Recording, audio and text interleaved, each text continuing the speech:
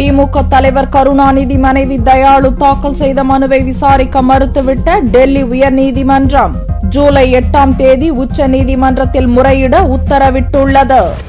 2G spectrum ஊழல் வழக்கில் CBI தரப்பு சாட்சியான தயாளு டெல்லி பாட்டியாலா நீதிமன்றத்தில் ஜூலை 8ஆம் தேதி ஆஜராக நீதிபதி OP சைனி உத்தரவிட்டுள்ளார். உடல்நிலையை காரணம் காட்டி நீதிமன்றத்தில் ஆஜராவதிலிருந்து தனக்கு விலக்கு அளிக்க கோரி தயாளு தரப்பில் தொடரப்பட்ட மனுவையும் நீதிபதி சைனி தள்ளுபடி செய்திருந்தார். இதை எதிர்த்து டெல்லி உயர்நீதிமன்றத்தில் தயாளு மேல்முறையீடு செய்தார். அவரது வழக்கை கடந்த செவ்வாயன்று விசாரணைக்கு எடுத்துக் கொண்ட நீதிபதி வீணா பீர்பால் புதனன்று திடீரென வழக்கு விசாரணையிலிருந்து விலகிக் கொள்வதாக அறிவித்தார். இம்மனு வியாழனன்று டெல்லி உயர்நீதிமன்றத்தில் நீதிபதி சுனில் கவுர் முன்னிலையில் விசாரணைக்கு வந்தது.